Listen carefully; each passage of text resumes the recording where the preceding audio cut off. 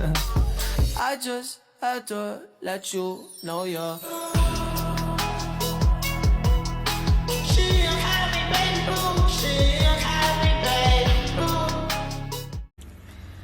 Perkenalkan, saya Elsa Aditya Putri.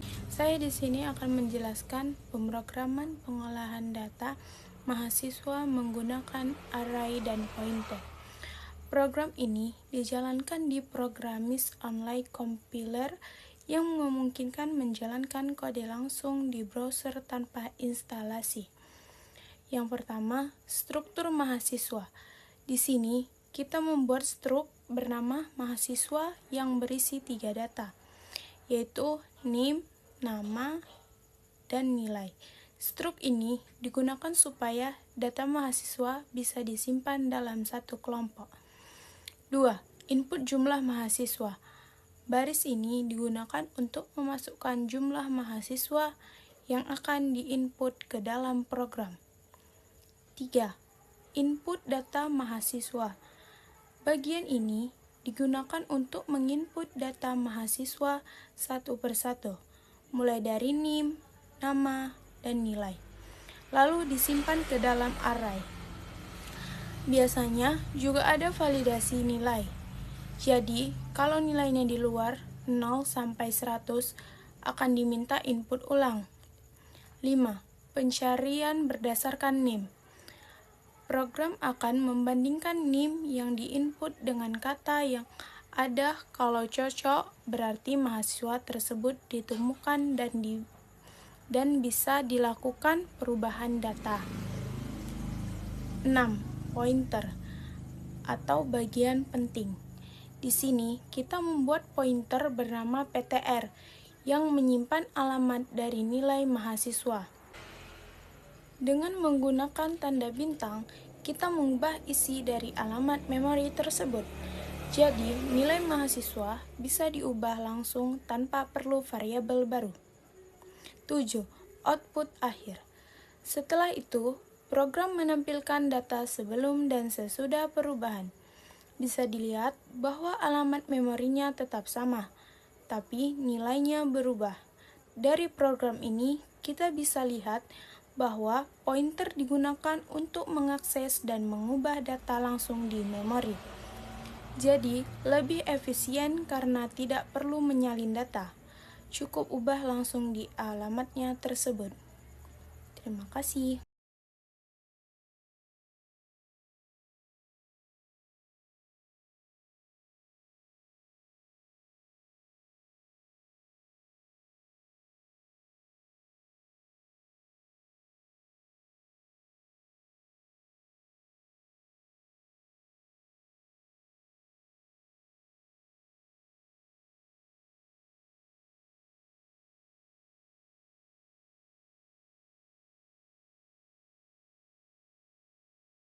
Saya Jiana Jetirazen Hasibuan akan menjelaskan program kelola nilai. 1. Input jumlah mahasiswa. Program dimulai dengan membaca jumlah mahasiswa, kode read n, kemudian dilakukan pengecekan. Jika n sama dengan 0, maka program menampilkan pesan. Setelah itu, program dihentikan atau stop. Tujuan untuk memastikan data valid sebelum diproses. 2. Penyimpanan data atau array. Program menggunakan 3 array. Kode name buka kurung 0.n kurang 1 buka kurung, nama buka kurung 0.n kurang 1, nilai buka kurung 0.n kurang 1 tutup kurung. Fungsi masing-masing. Name menyimpan name mahasiswa, nama menyimpan nama mahasiswa, nilai menyimpan nilai mahasiswa.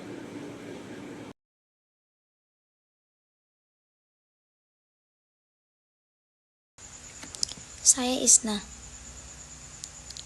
Jadi input data mahasiswa, program menggunakan perulangan. Untuk setiap mahasiswa dilakukan. Kemudian input nilai dengan validasi. Penjelasan, 1. Data dimasukkan satu persatu berdasarkan indeks. 2. Nilai tidak boleh langsung diterima. 3. Program akan terus meminta input nilai sampai memenuhi syarat. Validasi ini penting agar tidak ada nilai negatif. Penjelasan. 1. N menyatakan jumlah mahasiswa. Jika N 0, maka program tidak dapat dijalankan karena tidak ada data. Program langsung dihentikan untuk menghindari error. Tujuan tahap ini adalah memastikan jumlah data valid sebelum diproses lebih lanjut.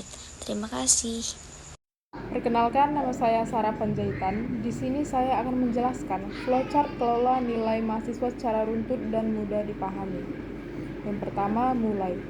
Program dimulai dari proses mulai. Yang kedua, input jumlah mahasiswa dalam kurung N. Pengguna diminta memasukkan jumlah mahasiswa dalam kurung N. Yang ketiga, validasi nilai N. Dilakukan pengecekan. Pertama, jika N lebih kecil dari 0, program menampilkan pesan jumlah mahasiswa harus lebih besar dari 0. Program berhenti. Stop.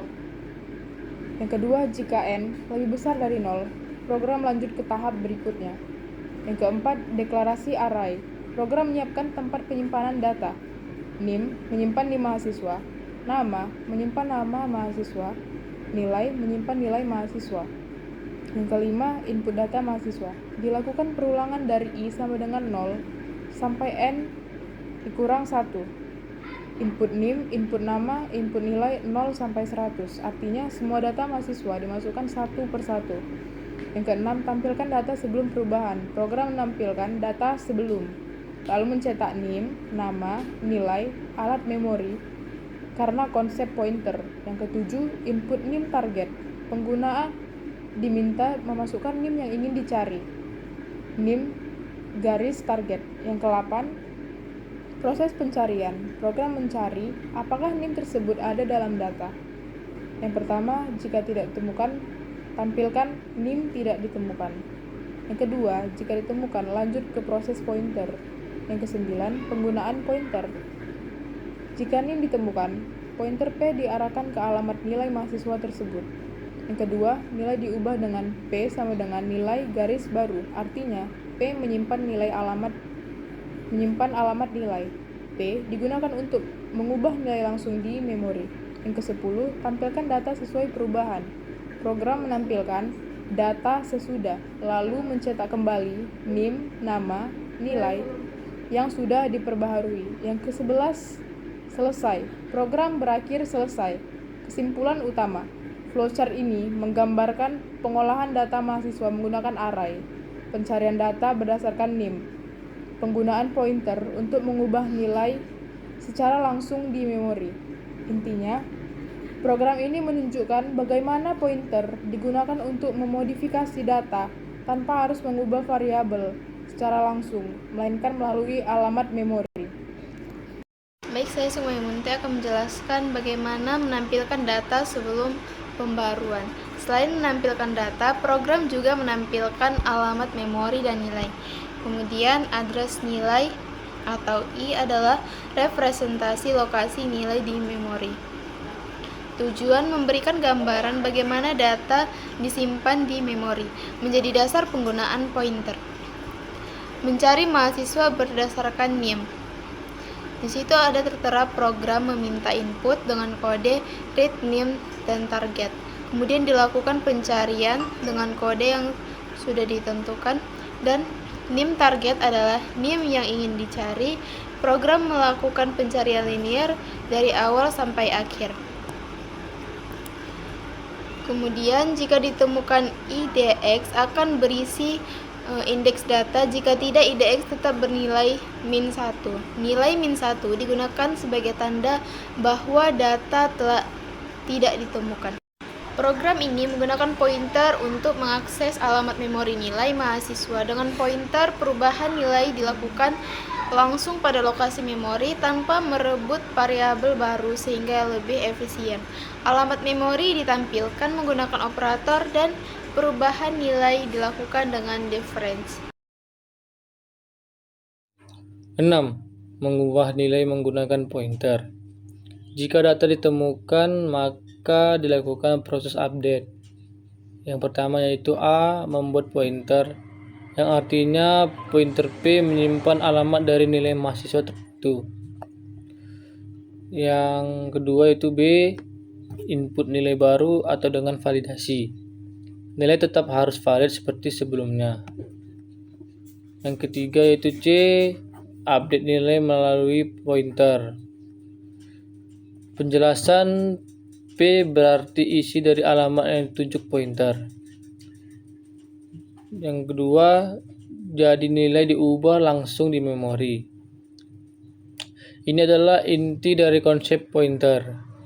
Tidak mengubah data secara langsung, tetapi melalui alamat memori. Dan D, jika NIM tidak ditemukan, program memberikan informasi bahwa data tidak tersedia. 7. Menampilkan data setelah pembaruan. Program menampilkan hasil akhir, kemudian penjelasan data ditampilkan kembali setelah perubahan. Digunakan untuk membandingkan sebelum dan sesudah. Perkenalkan, nama saya Yuni Yunita. Di sini saya akan menjelaskan kesimpulan tentang program yang kami buat.